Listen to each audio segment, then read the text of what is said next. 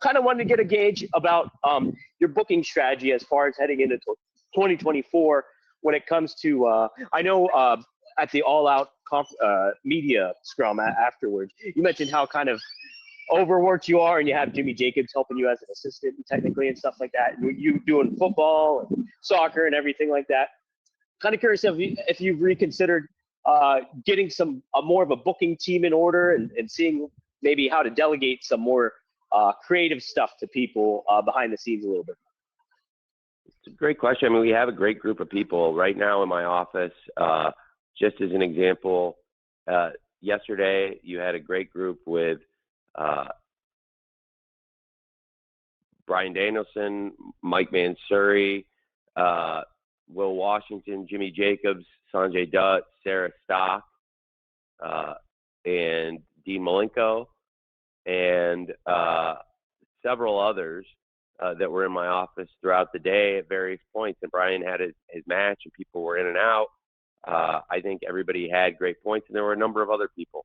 But I did come in with a lot of it, and I think we've been on an incredible run of shows. And this is a great this wasn't quite the setup I was looking for, so I'll see if I still get it. But I'm very excited to talk about the science of the booking. And I think in particular, recently we've had some of our best shows we've ever done. And this year, if you look at 2023, and, just to use as samples, you can look at fan feedback from different shows. One site that measures fan feedback is Cage Match. Look at the top 100 shows this year and look at how many of them are from AEW. And if you throw this version of ROH in there too, you get some more. But it's pretty incredible. And the top 100 shows that have over 50 votes, top 100 shows even more so that have over 100 votes. Look at those and look at how many of them happened in 2023 from AEW or even a couple more from ROH. And that speaks pretty highly, I thought. But much more so, I would talk TV ratings. And I'm really excited about the lift in collision ratings we've seen as the competition has continued to increase. We've seen historically that nothing takes a toll on wrestling ratings more so than the most powerful media empire in the world, that is the National Football League. The NFL, I speak from experience and from within the beast, that it is the most powerful and most efficient and best run media operation in the world. And the NFL in recent weeks has taken the top dozen spots or more on cable on Saturday, just the NFL. And yet the collision ratings have continued to increase. And I do think there is a science behind this, a methodology, and I do think they've been probably the strongest set of shows we've ever done consecutively. And I think there's a great team, but also I personally have never felt more invigorated and on top of the booking. There's a great group of people on Saturdays and Wednesdays, and that was a good sample of people that were there. And I'm sure I'm forgetting a couple people. And then there's people that weren't there that, might be there on a Saturday. But there was a lot of people throughout the day that would come in and contribute an idea. Certainly, I felt coming in really prepared in recent weeks. Something I've really enjoyed has been the Continental Classic. And again, you didn't give me the perfect setup to talk about this stuff. So I might come back to it, but I've been conducting some pretty experimental booking, and I've really enjoyed the science of it, and I can break down the science of it going into World's End and why I think there's a lot to learn from it. And I think I might as well, now that I've popped the can off it, I'll just keep talking.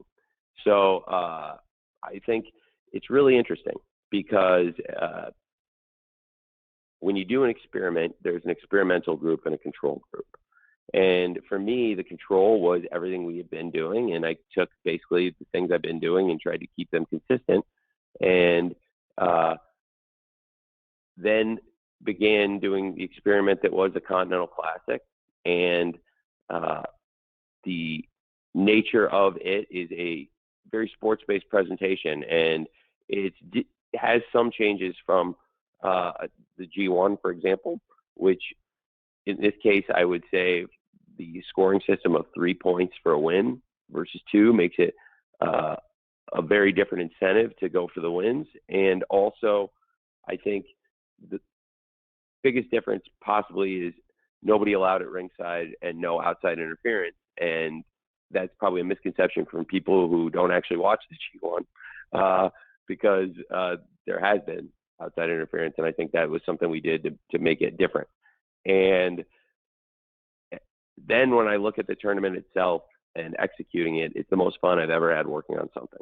I love working on the Continental Classic, and I think it's been so tremendous and such a highlight of the holidays. For me, it really put a smile on my face on Christmas, going back and watching some of it with my family, and I think being able to watch the very best of AEW and show them what we're doing.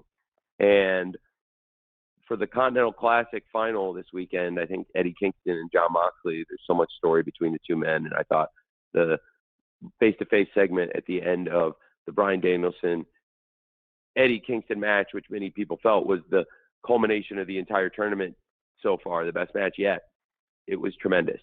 So when you do an experiment, you have an experimental group and a control group. If the control is what we've been doing and the things that have been on AEW and what we're doing, the experiment was increasing the allocation of this very meat and potatoes, sports-based, old-school pro wrestling at its finest, in my opinion, Continental Classic.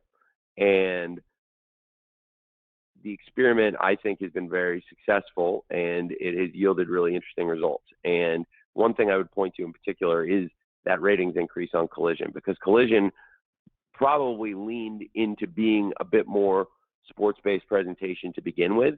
And now with the additional Continental Classic content, I think what we've been able to do and what I focused on with the booking of Collision that I think has probably been the best set of shows we've ever had and has really yielded positive, tangible results on paper that I can show now with the ratings increases in the recent weeks, despite the competition getting much harder, because there is, unlike other shows, there's no history of Collision, not only year over year, because this is the first year, but then there's no history of Collision versus the NFL.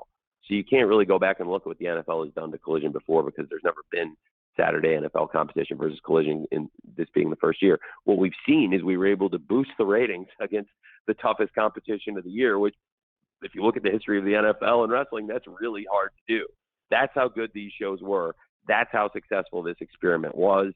That's how strongly I feel about what we've done with the Continental Classic.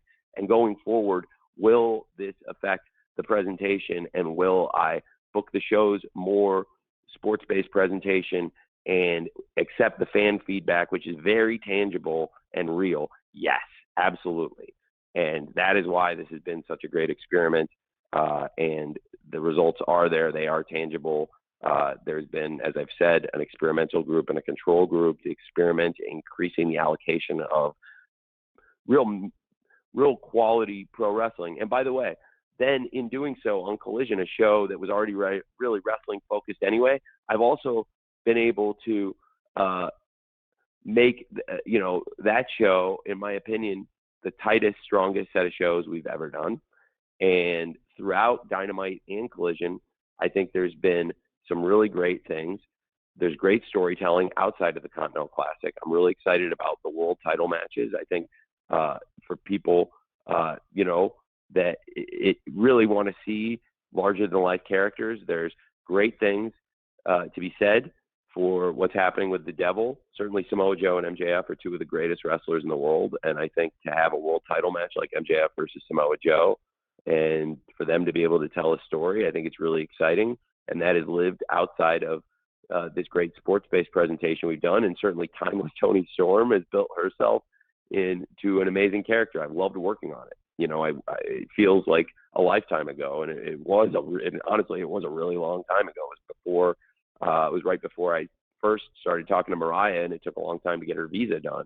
So this is many, many months ago. I first went to Toni Storm and talked to her about a changing character and watching some films from the 50s, and she sunk her teeth into it more than anybody's ever sunk their teeth into something. She talk about a perfect fit for somebody, and she has taken the ball and run with it unlike anyone I've ever seen. And Timeless Toni Storm has been amazing, but she really when you look back at AEW now and what I'm talking about, you know, somebody who has had some of the best matches and certainly to get the best pro wrestling week to week. I think somebody that can go out there and from the very first Dynamite, not only have great matches, but we've also seen somebody that delivers ratings is Riho.